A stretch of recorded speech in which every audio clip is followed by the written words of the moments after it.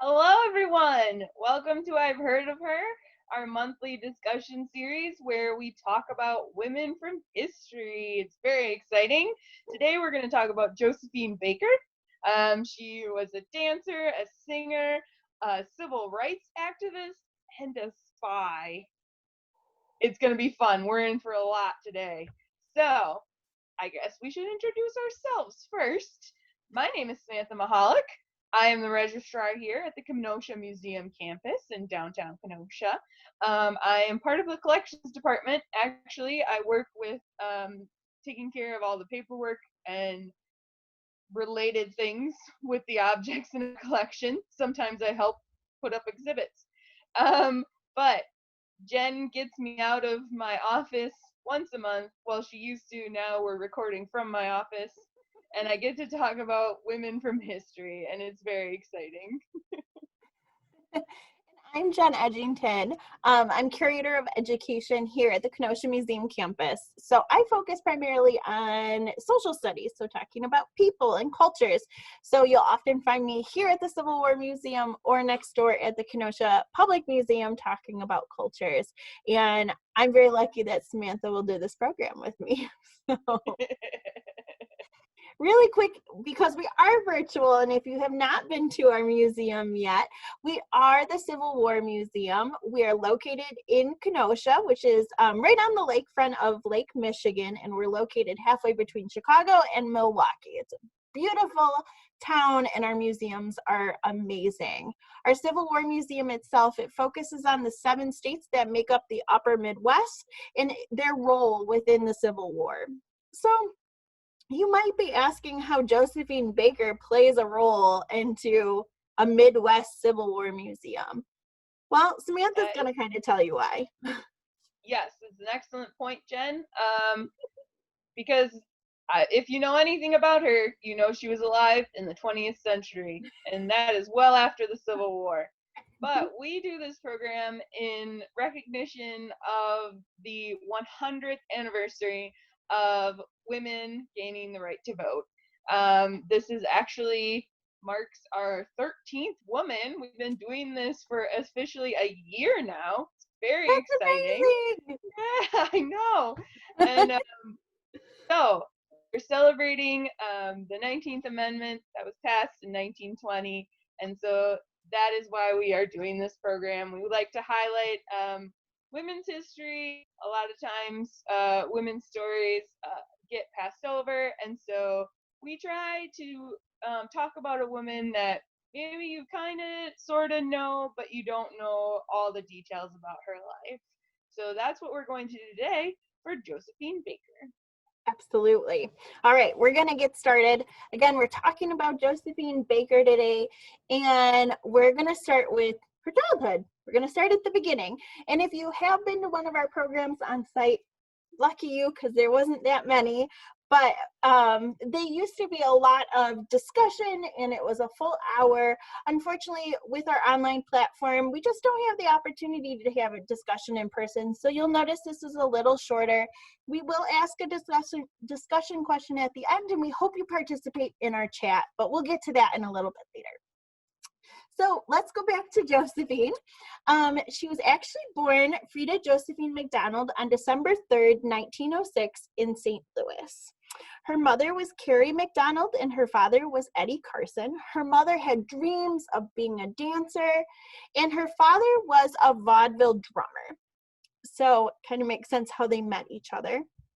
And the ends up that the father, shortly after Josephine is born, the father does abandon his family, and the mother soon remarries a man named Arthur Martin, and together they have a son and 2 daughters. So Josephine is going to have step siblings. Unfortunately, the family needs money when Josephine is growing up, and at 8 years old, she is asked to start working. So at 8 years old, she starts babysitting. She starts taking care of wealthy white families' homes, and she's really not treated well. And this maybe is not her first experience with racism, but it's definitely one of the biggest experiences with racism at this point. And her experiences with her race and with racism is going to continue throughout her whole life. But again, she's only 8. She's having to work in people's homes, and they are not treating her well. She's a child, and they're not treating her at all respectful. And oftentimes she's reminded to not kiss the baby. So there's a lot of racial tensions, even at 8 years old in her life. She ends up going back to school at 10 years old. So she leaves school at 8, back at school at 10. Unfortunately, she runs away from home at 13 years old. At 13 years old, she becomes a waitress at the Old Chauffeurs Club, and she meets a man there that she marries very quickly. She's 13. We couldn't find how old he was. His name is Willie Wells, but we assume he's a little bit older because he is in the club, and that's how they meet. They divorce weeks later, but again, 13 years old.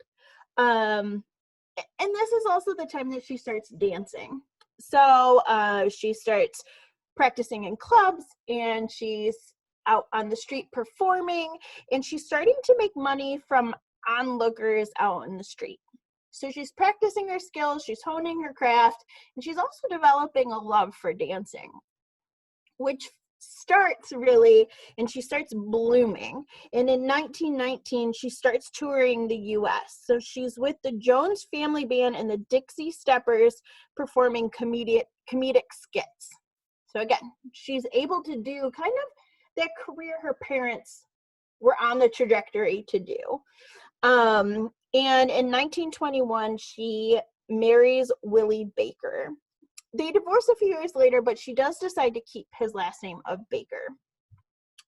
And then in 1923, the troupe that she's kind of touring with does split up, and she tries to advance as a chorus girl for the Dixie Steppers in a production of Shuffle Along. At first, she is rejected because she is too skinny and she is too dark. So based on the color of her skin, she is told no. She still continues to learn the dance moves, and she's working as a dresser. And when a dancer actually is unable to go on close to opening, she steps in and she's able to perform for this dancer. So it's a huge hit with the audience, great comedic timing, and the box office is really drawing in a lot of money. So she's starting to see the success, even though she was told no. And after this, she moves to New York, and she wants to continue to further her career and further her passions. But again, to put this into context, this is during the Harlem Renaissance. She then is in Chocolate Dandies on Broadway, and she performed with Ethel Waters in a show in the floor show of the Plantation Club, and soon becomes a crowd favorite. Okay, so that's a little bit about the U.S. Now let's expand. So she's had this bit of success now in America, but in 1925 she decides to go abroad to see if she can make even more of herself. So she's 19 years old at this point, and she moves to Paris, and she traveled there to perform in La Revue Negre at the Théâtre des Champs-Élysées. She made an immediate impression on French audiences because she did a dance with a partner called the Dance Sauvage, and she wore only a feather skirt. So people noticed. France at this time was into American jazz and the exotic, and so she fit right into that little niche. And so she made an even bigger impression, though, in 1926, which is when she performed La Folie du Jour. She made a skirt made out of, or she wore a skirt made out of 16 bananas, which there's a picture of there. Again, that was this is really the breakout moment of her career. At this time, there's a lot of Americans in Paris, a lot of big names in general in Paris working, a lot of artists. Picasso's there, Hemingway, Steinbeck, F. Scott Fitzgerald, James Joyce. Um, this performance elevated her to the same status as Picasso and Hemingway, and by 1927, she is one of the highest paid entertainers in Europe, which Wow. is utterly amazing. Yeah. I mean, that's 21 years old. So insane, right? She earned nicknames like the Black Venus or the Black Pearl. She got thousands of marriage proposals out of it, and so it really, she was skyrocketed into fame overnight because of this banana skirt dance. And so she keeps evolving her career. In 1928, she decided to tour Europe. The problem was the first stop was in Vienna. And the reason that was a problem was because Mein Kampf had already been released and was making an impact on the city. That was Hitler's work outlining his views. Um, so there were posters posted around the city calling her a black devil, and protesters lined the street that her carriage traveled from her hotel and the venue. Um, and she said that later that it reminded her of race riots that she saw in Missouri. So, like Jen said, once again, even though she is one of the biggest stars in Europe, her race comes into play, and really, that has to be a huge emotional blow, I would imagine. But she keeps going. In 1930, she starts to sing professionally. This, in addition to her dancing and acting skills already, has lands her several film roles. And she earns enough money at this point to buy an estate in the southwest of France and eventually move her family here from St. Louis. So she's doing pretty well for herself monetarily. I would like a chateau in the southwest of France. That would be pretty, you know? We can get them So next to each other. Great. that'd be awesome. So she's doing really well in Europe, and she decides, why not go back to America, see if I can make it there again, now that she has a name for herself, right? Well, she went back in 1936. She performed in the Ziegfeld Follies. The problem was she was not well received, not because of her talent, but again, because of her race. The New York Times called her a, quote, Negro wench in one of their reviews. She received generally just racist and hostile treatment, which she was really disappointed and heartbroken over this. She wanted to be able to perform in her home country, but she decided at this point it would be better for her to go back to France, and so that's what she does rather quickly. Goes back to her adopted country. Yeah, and so she heads back to France in 1937. And marries Jean Lyon, or Lion. We don't really know. And I definitely don't speak French. And he is an industrialist. He is a French citizen, and because of this marriage, she's actually able to become a French citizen at this point. She still decides to keep her name, the last name Baker. She's well known as Josephine Baker, so why not? And their marriage is not that long. She ends up getting a divorce in 1941. But during this time, World War II breaks out. And at the breakout of the war, she does work for the Red Cross. So she enlists and signs up to work for the Red Cross. And then she also begins to entertain troops in Africa and in the Middle East as a member of the French Free Forces. And then also becomes a sub-lieutenant in the Women's Auxiliary Air Force. So she's really embracing helping people during the wartime and trying to figure out how she can use her skills to continue to help. And I'm going to let Samantha talk about the last piece of this because I know you're really excited. I am, because as you can see, I wrote it in all caps on this slide.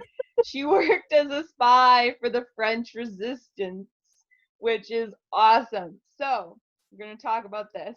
After the fall of Paris, when the Nazis invaded, Josephine, she came into contact with Jacques Abti. He was the head of French counterintelligence, and he approached her to see if she would take the risk and join the resistance. And she said, quote, "France made me what I am. I will be grateful forever. The people of Paris have given me everything. I am ready, Captain, to give them my life. You can use me as you wish." So that starts her life as a spy, which is It's it's amazing. amazing. She starts housing resistance fighters at her chateau and supplying them with visas to get them out, supplying them with visas to get them out of the country. So her house kind of becomes a focal point. And she attended parties and diplomatic functions, including things at the Italian embassy. She performed for high level Axis bureaucrats. And so she was privy to a lot of information, and she would pass that information on to Allied forces. And she smuggled messages like in her underwear, or she would write them like on her arms and legs, because she knew because of who she was, she would never be strip searched. So they would never find it, which they never did. And so she was able to pass on a lot of information. Eventually, though, the Nazis got a little suspicious, and they showed up at her chateau, and they didn't find anything, but, that was enough to show her, like, okay, maybe it's time to end this, maybe it's time to go. And so Abti contacted the General Charles de Gaulle, and de Gaulle instructed Abti and Baker to travel to London via Lisbon, because that was in neutral Portugal. Between them, the pair carried over 50 classified documents and secret intelligence. Josephine was able to carry hers by writing in her sheet music in invisible ink. So it looked like she was carrying her sheet music with her to London, but actually she had written a ton of lines of intelligence in it, which That is was so cool. so ingenious and inventive and just utterly cool. So cool. And still so dangerous, right? Yes, You're smuggling this information out of the country. It's insane. So she rides out the rest of the war in London. After D-Day and the liberation of Paris, Josephine returned to her city wearing her military uniform with pride. And she saw how many people were poor and struggling after the occupation. And so she sold her jewelry and other valuable items in order to buy the poor of Paris food and coal for heat. So even after all she did, she still felt like she could do a little more. She was recognized for her efforts after the war. She won the Croix de Guerre, which is the French cross, and the Legion of Honor with the Rosette of Resistance, which are two of France's highest military honors. So she was ended the war as a highly decorated veteran, and a war hero, which is so cool. So neat. So neat. Mm-hmm. And then post-war, let's talk a little bit about post-war, because she doesn't stop doing what she thinks is right. And so she gets married in 1947 to a French orchestra leader named Joe Bouillon. In 1950, she starts adopting children. They're from all around the world, and she actually adopts 12 total. She refers to them, and I don't like this word, but she refers to them as the Rainbow Tribe. And she sees it, she invites people to her home to show that people from different races can live together in harmony. And I'm sure that that is rooted in all of her you know, experiences that came from that inequitable racial treatment that she had. She's often traveling back to the United States, though, and the reason that she's doing this is because she wants to be heavily involved in the civil rights movement. So she sees that she's able to bring her power into the United States to really make a stand in the civil rights movement. And she starts boycotting and protesting segregated music venues. She's only going to work for those that will integrate. She ends up in a media battle with a pro-segregation columnist. So, I mean, she is really, really digging down and part of this American civil rights movement, even though she is living in France. She's coming back and forth. She participates in the 1963 March on Washington, and she's one of the only women to be able to speak. And then NAACP actually makes May 20th Josephine Baker Day. So because of all of her work, because of everything she's doing, they want to honor her, and they make May 20th that day.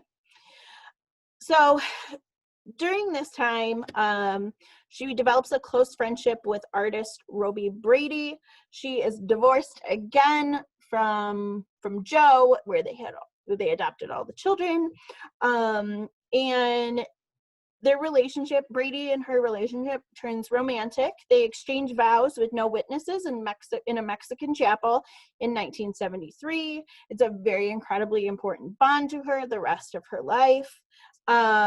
She didn't tell a lot of people because she was afraid that the press would ridicule her.